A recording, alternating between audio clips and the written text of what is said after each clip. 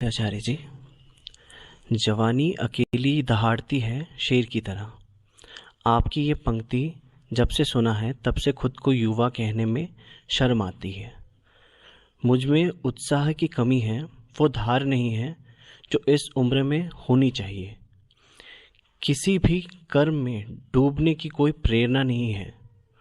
Doctor से मिलता हूँ तो वो कहते हैं दवाई लो, पर मुझे दवाई नहीं लेनी। मैं आपके पास आया हूँ, कृपया मुझे सच्चा यौवन सिखाएं। यौवन का क्या अर्थ है?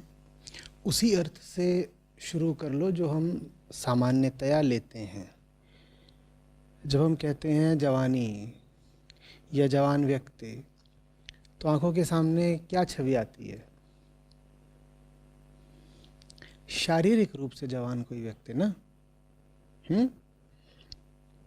20 की उम्र का, 25 की उम्र का, 18 या 30 की उम्र का, उसको हम कह देते हैं कि जवान है ना।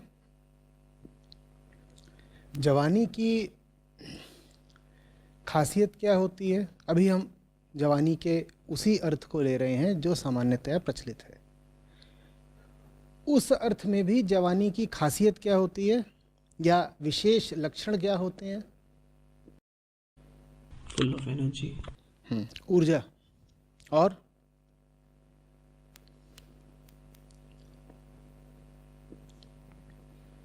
सपने, कहीं पहुंचने की लालसा, और प्रीतम के प्रति आकर्षण, जिसको प्रचलित शब्दावली में प्रेम कह दिया जाता है। क्या कह देते हैं? प्रेम। तो प्रेम, ऊर्जा, उमंग, सपने, ये सब लक्षण होते हैं जवानी के साधारण तौर पर भी। यही जो शब्द हैं, इनको और गहराई से ले लो तो जवानी का जो मानसिक या आध्यात्मिक अर्थ है वो भी स्पष्ट हो जाएगा। जो शारीरिक रूप से जवान है उसमें ऊर्जा है भिड़ जाने की, चल लेने की, चुनौतियों को स्वीकार कर लेने की, है ना। जो आध्यात्मिक रूप से युवा है उसमें ऊर्जा है अपने जीवन के बंधनों को काट देने की। जो शारीरिक रूप से युवा है उसमें आकर्षण होता है दूसरे किसी आकर्षक सुंदर शरीर के प्रति। जो मानसिक या आध्यात्मिक रूप से युवा है उसमें आकर्षण होता है सौंदर्य मात्र के प्रति। वो जो वास्तव में सुंदर है, वो जिसमें शिवत्व है इसलिए सुंदर है। सत्यम शिवम सुंदरम। इसी तरीके से जो जवान है शारीरिक रूप से, आयु से जवान है, उसके पास हम कहते हैं कि सपने हैं। सपनों का क्या अर्थ होता है? कि अभी आसपास जो दिख रहा है उससे दूर की, आगे की कोई चीज़ है ना। ये जो वर्तमान परिस्थितियां हैं इनसे बेहतर कुछ जब आपकी आंखों में हो तो आपकी आंखों में कहा जाता है कि सपने हैं, है ना। इसी तरीके से जो आध्यात्मिक रूप से या मानसिक रूप से जवान आदमी होता है उसकी आंखों में भी सपने होते हैं, पर उसका सपना और आगे का होता है। उसका सपना फिर जो आसपास दिख रहा है उससे बस आगे का ही नहीं होता, उससे ऊंचा भी होता है, उससे ऊपर के किसी तल का होता है। ठीक है, तो इसको कहते हैं असली जवानी। जब आप में सौंदर्य मात्र के प्रति अनुराग जग जाए, जब आप किसी ऐसी सच्चाई के प्रति आकर्षित होने लग जाओ, खिंचने लग जाओ, जो आपको अपने आसपास कहीं दिखाई न देती हो, और जब अपने प्रेम और अपने सपने से निष्ठा करने के लिए आपके पास अदम्य ऊर्जा उत्साह भी हो, तब आप कहलाते हो कि आप वास्तव में जवान हो गए। ये यौवन का असली अर्थ है। समझ में आ रही बात? अब इस यौवन में और आयुबद्ध शारीरिक जवानी में अंतर क्या है? अंतर ये है कि जिस यौवन की बात हम कर रहे हैं वो शरीर पर आश्रित नहीं है, इसीलिए आप आध्यात्मिक रूप से युवा हो सकते हो किसी भी शारीरिक उम्र में। आप 13-14 साल के हो तो भी आप आध्यात्मिक रूप से जवान हो सकते हो, और आप 83-84 साल के हो तो भी आप शारीरिक रूप से जवान हो सकते हो, आध्यात्मिक रूप से। शारीरिक उम्र पर जो आश्रित है जवानी, वो तो शरीर के साथ ढल जानी है। और जो जवानी मन की समझदारी से, मन की गहरी प्रेरणा से संबंधित है, वो तो मंजिल पर पहुंच कर ही दम लेती है। वो कायम रहती है, वो ढलती नहीं जब तक कि उसे उसकी मंजिल न मिल जाए। बात आ रही समझ में? तो एक तरीके से अध्यात्म सतत यौवन की कला हुई। अध्यात्म क्या है? लगातार जवान रहने की कला। तब तक जवान रहेंगे, तब तक जवान रहेंगे जब तक मिलन ही ना हो जाए, प्रेम की भाषा में। और तब तक जवान रहेंगे, तब तक जवान रहेंगे जब तक मिट ही ना जाए, महामृत्यु ही ना आ जाए, मुक्ति ही ना मिल जाए। ये ज्ञान की या सांख्य की भाषा हुई। समझ में आ रही है बात? अब कह रहे हो कि जो आमतौर पे जवानी के चिन्ह होते हैं वो अपने आप में दिखाई नहीं देते, तो अब मुझे साफ बताओ, जवानी चाहिए कौन सी, शरीर वाली या अंदर वाली? चाहिए तो अंदर वाली। हाँ, तो जो अंदर वाली चाहिए उसके लिए तो अंदर का हाल पता होना चाहिए ना। दूर का, ऊपर का, किसी और तल का सपना तो तब उठेगा ना जब भीतर जो है उससे जरा सी वितृष्णा हो, भीतर जो है जब वो जरा पसंद आना कम हो जाए, तो ना व्यक्ति कहेगा कि कुछ और चाहिए। भीतर का हाल पता हो तो भीतर वाली जवानी अपने आप पैदा होने लगती है।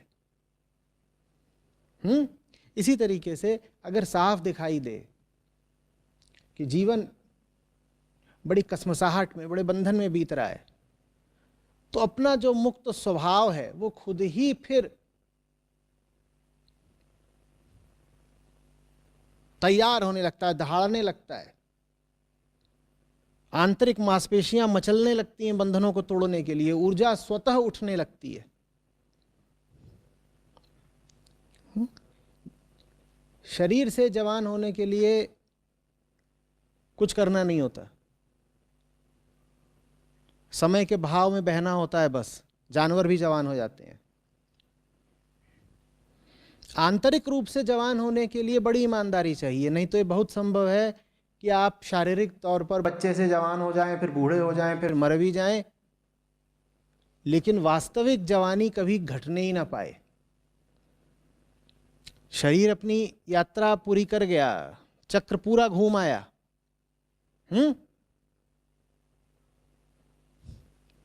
और भीतर से क्या रह गए? अविकसित या अर्ध विकसित, छौने से ही रह गए। यही ज्यादातर लोगों का हाल भी तो है ना। ऐसे ही रह गए, यही ज्यादातर लोगों का हाल भी तो है ना। शरीर कैसा भी हो जाए, हो सकता है 80-90 साल के हो गए हो, भीतर से कैसे रह जाते हैं? और छौने ही हैं भीतर से, आंतरिक विकास हुआ ही नहीं।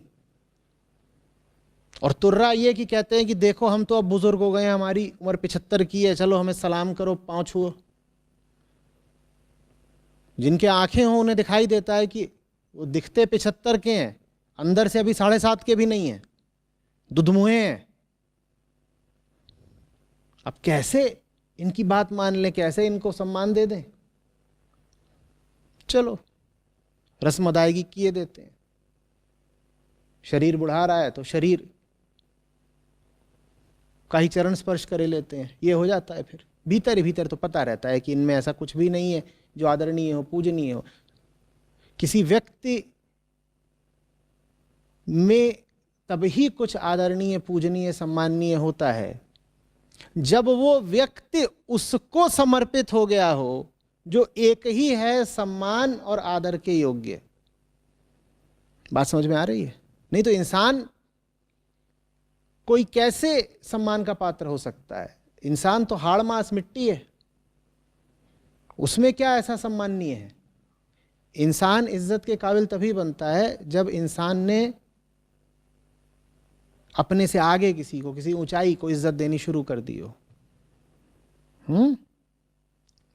वही आदमी जो अपने से आगे की किसी ऊंचाई को इज्जत देना शुरू कर देता है आध्यात्मिक अर्थों में जवान कहलाता है।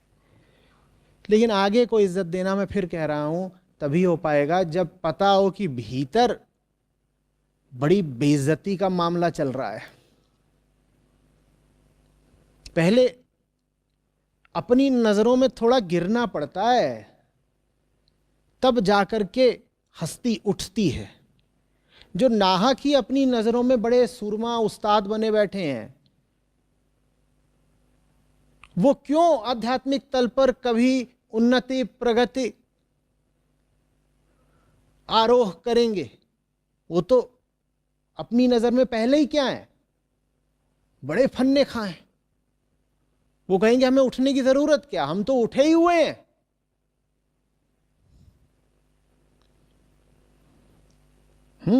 तो पहले अपनी अकड़ को थोड़ा टूटने देना होता है। पहले देखना होता है कि भीतर बड़ा अंधेरा है। जैसे कोई पुरानी सीलन भरी बदबूदार गुफा हो, बड़ी दुर्गंध उठती है।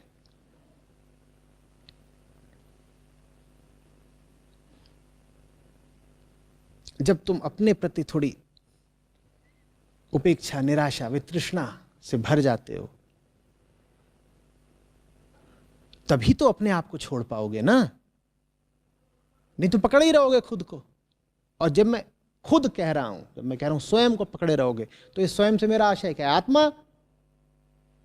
आत्मा नहीं, वही सब धूल कीचड़।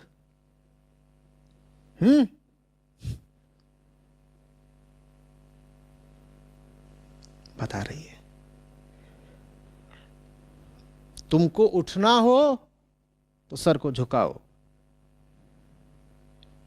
किसी के सामने मत झुकाओ सर को।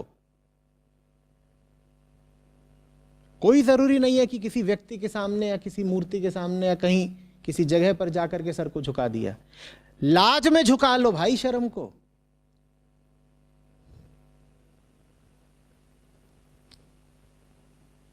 सच्चाई की अगर यात्रा शुरू कर रहे हो तो शुरू में लाज बड़ी उपयोगी चीज है। लज्जा आनी चाहिए।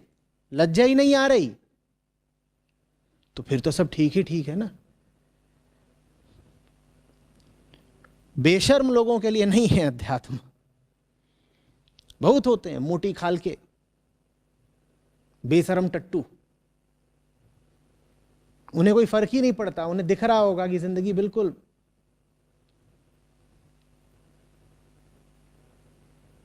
दुर्गंध, मवाद से भरी हुई है, तो भी वो बिल्कुल चौड़ में, ठसक में घूमते हैं। अरे हाँ हम हैं चौधरी। उनको बताओ कि तू गलत कह रहा है तो कहेंगे तो। उनको बताओ तू घटिया आदमी, कहेंगे हाँ तो। ऐसों के लिए नहीं है अध्यात्म। अध्यात्म उनके लिए है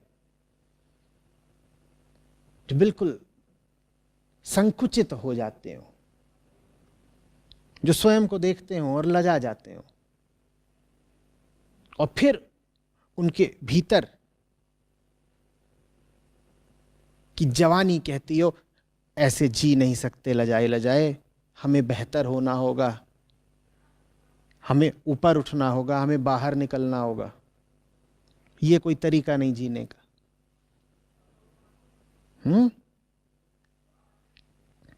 कुछ लक्षण समझ लो अप्रगति के, या कुगति या दुर्गति के। कोई तुम्हें तुम्हारी गलती दिखाए, तुम्हें बुरा अगर लगता है तो तुम जवान कभी भी होने से रहे। कोई अगर तुम्हें गलती दिखाए और तुम कहो कि अरे गलती दिखा रहा है, हम बड़े आदमी है, हमारे आ रहा है, हमें टोका टोकी कर रहा है, तो इसका मतलब ये है कि तुम शिशु ही रह जाने वाले हो। जिसे जवान होना होता है वो अपनी गलतियों का सामना करता है। गलती माने छुटपन, विकार, दोष।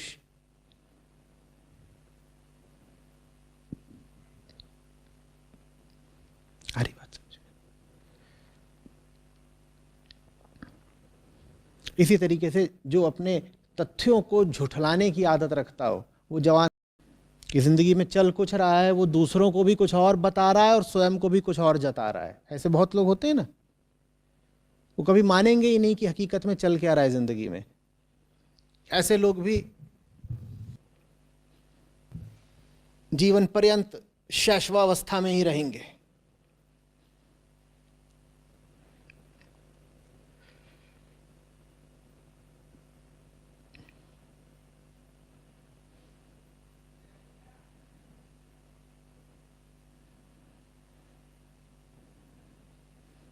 जरा दम दिखाओ, जरा चोट खाओ।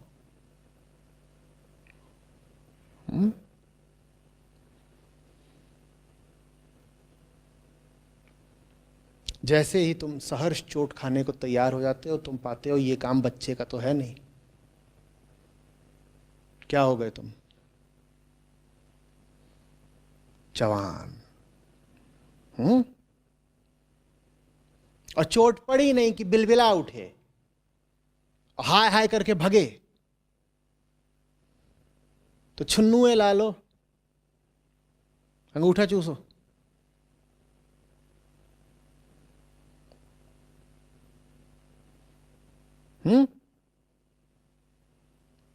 बच्चों को तो सुरक्षा दी जाती है ना। कोई बच्चे को मार भी दे तो फिर उसे ताना मारा जाता है कि क्या बच्चे पे हाथ उठाता है, आ हमारा सामना कर। बच्चे को क्या दी जाती है? सुरक्षा। तुम अगर ऐसे हो कि जिंदगी में जहां जाओ सुरक्षा ही मांगते रहो, तो अच्छे से समझ लो कि क्या हो अभी? बच्चे। जवान आदमी सुरक्षा मांगता नहीं है, वो सुरक्षा देता है। वो कहता है हमारा जो होगा सो होगा। लेकिन अभी धर्म ये है कि तुम हमारी पनाह में आ जाओ, हम पे जो आएगी झेल लेंगे। पूछो अपने आप से ईमानदारी से, सुरक्षा कितनी प्यारी है तुमको? और सुरक्षा कई तरह की होती है। सुरक्षा यही नहीं कि शरीर पे चोट लग गई, इज्जत पर चोट लग गई, ये भी तो वही है। बदनामी हो जाएगी, लोग क्या कहेंगे।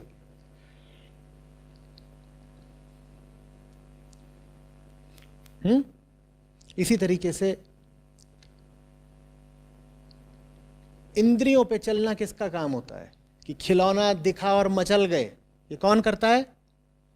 बच्चे करते हैं। ठीक,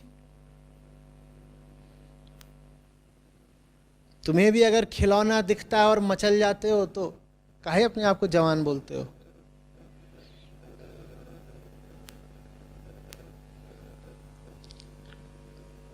बच्चा इंद्रियों पर जीता है, थोड़ा बड़ा होता है, किशोरावस्था आती है तो मन पर जीता है, वो मन चला हो जाता है। और आध्यात्मिक अर्थों में जवान वो है जो न इंद्रियों पर न मन पर बल्कि आत्मा में जीता, आत्मस्थ रहता है। वो धर्म का पालन करता है। वो कहता है इंद्रियां किधर को खींच रही हैं हमें नहीं जाना, मन किधर को फिसला रहा है, रपटा रहा है, हमें नहीं जाना। हम अपना धर्म जानते हैं, उस पर चलेंगे। पूछो अपने आप से, खिलौनों के नचाए नाचते हो, मन के चलाए भागते हो, या अपना धर्म, अपना कर्तव्य जानते हो, उसकी पूर्ति करते हो। अगर इंद्रियों और मन की ही कठपुतली हो अभी,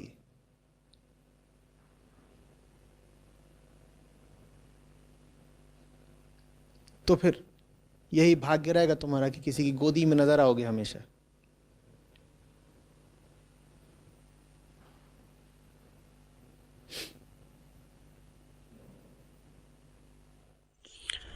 आचार्य जी, मेरा हमेशा मतलब बहुत दिनों से ऐसा है कि बहुत लाइफ की तरफ एक इंडिफरेंस है, एक डिसइंटरेस्ट है। तो फिर वही है कि खिलौना दिखता, आप जैसे बोलते हो, तो मचल जाते हैं। तो वही होता है कि जब कुछ बड़ा दिखता नहीं है तो ऐसे छोटे मोटे जो प्लेजर्स होते हैं तो उसकी तरफ खींचे जाते हैं। तो मैं उसकी तरफ डिस्गस्टेड हूँ खुद की तरफ कि मैं खींच रहा हूँ, लेकिन उसको उसके साथ डील करना, अब उसके लिए फ़ोर्स यूज़ करूँ मैं, क्योंकि कभी कभी लगता है कि फ़ोर्स यूज़ करना it's a form of suppression. तुम कह रहे हो कुछ बड़ा दिखता नहीं है इसलिए तुम खिलौनों की ओर आकर्षित हो जाते हो, यही कहा ना। फिर पूछ रहे हो कि अब खिलौनों की ओर ना जाऊं तो क्या इसके लिए बल प्रयोग करूं, दमन करूं, सप्रेशन करूं? इतनी लंबी कहानी कहने की ज़रूरत क्या है? कहानी शुरू यहां से हो रही है कि तुमने कहा कि बड़ा कुछ दिखता नहीं है इसीलिए छोटे छोटे खिलौनों की ओर भगते हो। बड़ा क्या होता है? बड़ा माने क्या? बहुत बड़ी गेंद, बहुत बड़ा पहाड़, बहुत बड़ी थाली? बड़ा क्या होता है? अध्यात्म में बड़े का अर्थ क्या होता है? अध्यात्म में बड़े का अर्थ होता है वो जो छोटा नहीं है। बड़ा माने वो जो छोटा नहीं है। कल मैं क्या कह रहा था? अध्यात्म की भाषा हमेशा कैसी होती है? नकारात्मक। तो जब कहा जाए कि विराट, अनंत, तो उसका कोई सकारात्मक या विधायक, एफर्मेटिव अर्थ मत लगा लीजिएगा। जब भी कहा जाए कि अध्यात्म का मतलब है विराट की ओर गति, तो मतलब ये नहीं कि अध्यात्म का मतलब है हिमालय में चढ़ गए, वही तो विराट दिखाई देता है अभी। उसका मतलब नकार की भाषा में हुआ अपने भीतर जो कुछ छोटा है उसको पहचानना और पहचान के उसको त्यागना। कह रहे हो बड़ा कुछ दिखाई नहीं देता, अरे छोटा दिखाई देता है कि नहीं? कहां है सारी क्षुद्रता, छुटपन कहां है? कहां है? कहां है? वो दिखती है, ईमानदारी से साफ साफ दिखती है। हाँ, उसी को देखना आवश्यक है, बड़ा नहीं कुछ देखना होता। अगर अगर वो साफ साफ दिखती है बेटा, तो उसको देखने के बाद भी तुम झुंझुने की ओर कैसे मचल जाते हो? कह रहे हो बड़ा कुछ दिखाई नहीं देता तो हम खिलौनों की ओर भागते हैं। फिर अब बात पलट कर कह रहे हो कि नहीं, अपने भीतर का छुटपन तो दिखाई देता है। अपने भीतर का जब छुटपन दिखाई देता है तो मैंने थोड़ी देर पहले कहा बड़ी लाज आनी चाहिए। जो लाज में गड़ा हुआ होगा वो झुंझुना मांगेगा, वो खिलौनों की तरफ जाने की धृष्टता करेगा। वो तो कहेगा खिलौने गए भाड़ में, मैं कलुष में गड़ा हुआ हूं, मुझ पर बड़ा कलंक है, मैं कीचड़ में धंसा हुआ हूं। कीचड़ में जो धंसा हुआ हो वो खिलौना मांगेगा क्या? और अगर खिलौना तुम मांग रहे हो इसका मतलब तुम्हें अभी जरा भी होश ही नहीं है कि कीचड़ में धंसे हुए हो। शुरुआत तो हमेशा अपनी दुर्गति को देखने से ही होगी ना। अगर अपनी दुर्गति को तुम मान्यता ही नहीं दे रहे हो, नकारे ही जा रहे हो, मान ही नहीं रहे हो कि हालत बहुत खराब है, तुम्हें अपने ऊपर बड़ा गर्व गौरव ही है अपने किस्से तुम बड़े दर्प के साथ सुनाते हो, मैं ऐसा हूं, मैं वैसा हूं, मुझ में ये खूबी है, मुझ में ये खासियत है। तो तुम काहे को अपनी जिंदगी बदलोगे या बदलोगे? आप सभी लोग यहां बैठे हैं, मैं समझता हूं कुछ बदलाव के इच्छुक हैं। बदलाव क्यों आए? अगर आप अपनी जिंदगी को देखें और पाएं कि कोई अजनबी मिलता है तो उसके बारे में आप अपनी कहानी, उसके सामने अपनी कहानी आप बड़े गौरव से बघारते हैं। और हम करते हैं ऐसा आमतौर पे कि नहीं करते हैं? तो इसका मतलब क्या है कि खुद को लेकर हमारे भीतर बढ़िया संतोष है, हम खफा नहीं हैं खुद से। जो खुद से खफा नहीं हो सकता उसके लिए अध्यात्म कैसा?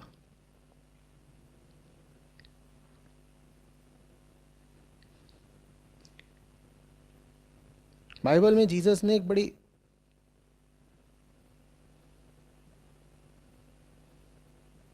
विचित्र बात कही है।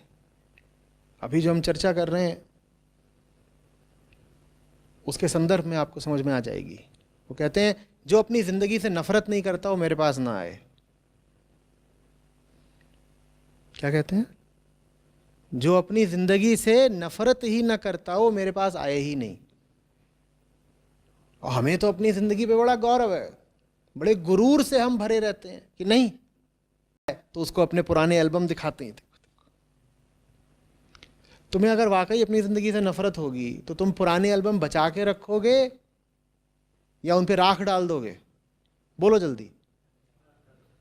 पर हम तो, बड़ी दिक्कत हो जाती है ना। मैं बताऊं, पुराने एल्बम पर राख कैसे डालोगे? क्योंकि जो पुराना किस्सा था वो आज भी चल रहा है। एल्बम पर राख डाल दी तो अभी जैसी जिंदगी चल रही है उसमें से भी बहुत कुछ बदलना पड़ेगा, त्यागना पड़ेगा।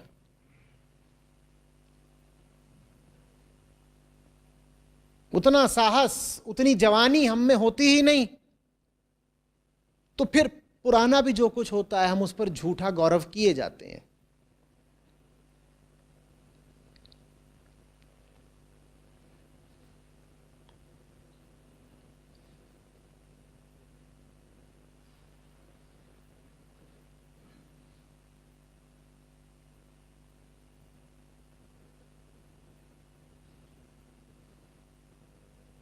सब में ये वृत्ति होती है ना, खुद को जायज ठहराने की। होती है कि नहीं?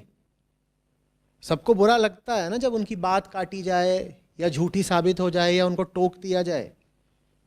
अब तुम समझ रहे हो ये वृत्ति किस तरफ इशारा कर रही है? वो इसी तरफ इशारा कर रही है। हम बदलाव चाहते ही नहीं। अगर हम काट दिए गए, अगर हमें टोक दिया गया, अगर हमें गलत साबित कर दिया गया तो फिर तो हमें मजबूर होके बदलना पड़ेगा ना, कि भाई अगर तुम गलत हो तो बदलो। बदलना हमें है नहीं, क्योंकि बदलने के लिए क्या चाहिए? एक जवान छाती। वो हमारे पास है नहीं। उतना साहस और उतनी निर्लिप्तता हम दिखा नहीं पाते। तो फिर हम एक सस्ता तरीका पकड़ते हैं कि हम जैसे हैं, जो कुछ भी हैं, उसी को सही और जायज ठहराते चलें ताकि बदलाव की नौबत ही ना आए।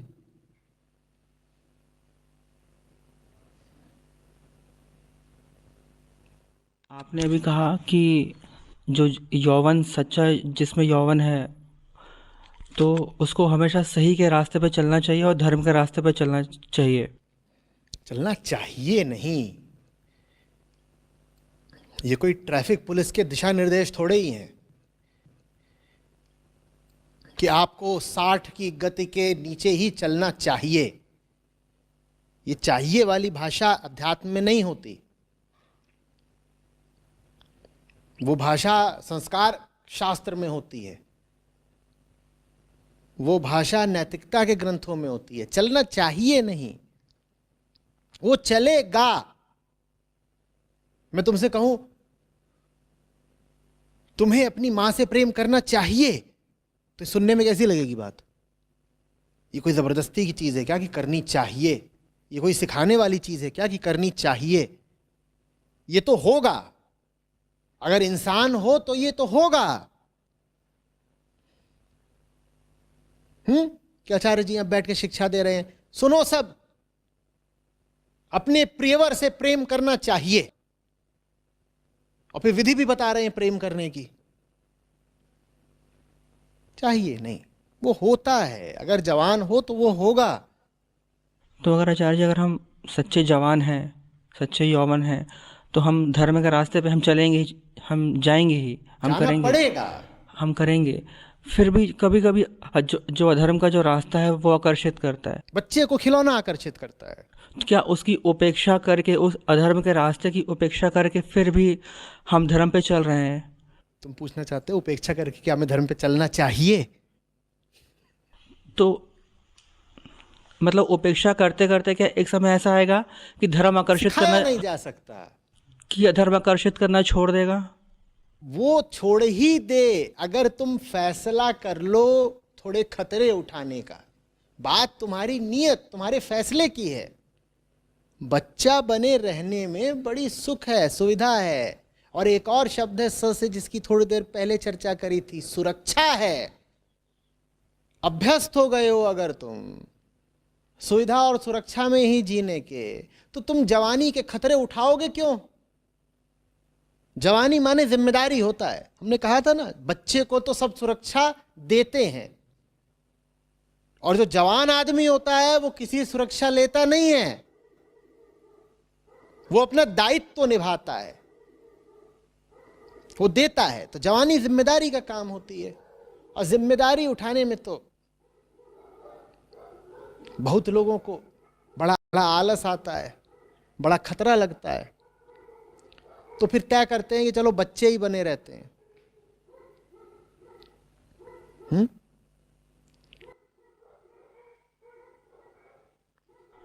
तो उपेक्षा, मतलब उपेक्षा हम करते रहें। हमें अपेक्षा करते रहने चाहिए।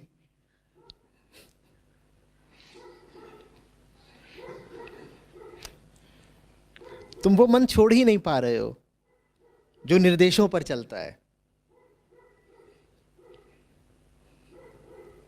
प्रेम किसी के निर्देश पर करा जाता है क्या?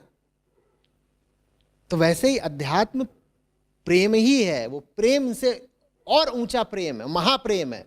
किसी के निर्देश पर थोड़ा ही हो सकता है। ये थोड़ी हो सकता है कि सामने बैठे हुए हैं गुरुजी और गुरुजी ने कहा चलो मुक्त हो जाओ, तुम्हें मुक्त होना चाहिए। तुमने कहा ठीक, महाराज जी की आज्ञा है, मुक्त होना चाहिए तो हम मुक्त हो जाएंगे। ये आज्ञा पालन की चीजें थोड़ी होती हैं भाई। ये दिल की बात है भाई, आशिकी है। ये किसी की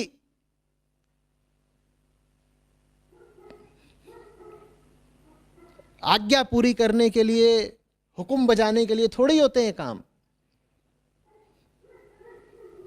तो वो है जो लगाए न लगे, बुझाए न बुझे। ये थोड़ी तुम कहोगे कि वो आग का दरिया है, क्या पार करना चाहिए? वो तो पार तब होता है जब कोई लाख रोक रहा हो तो भी तुम कूद पड़ो। तुम अनुमति ही लेते रहोगे, सलाह लेते रहोगे और निर्देश मांगते रहोगे, तो फिर तो तर चुके।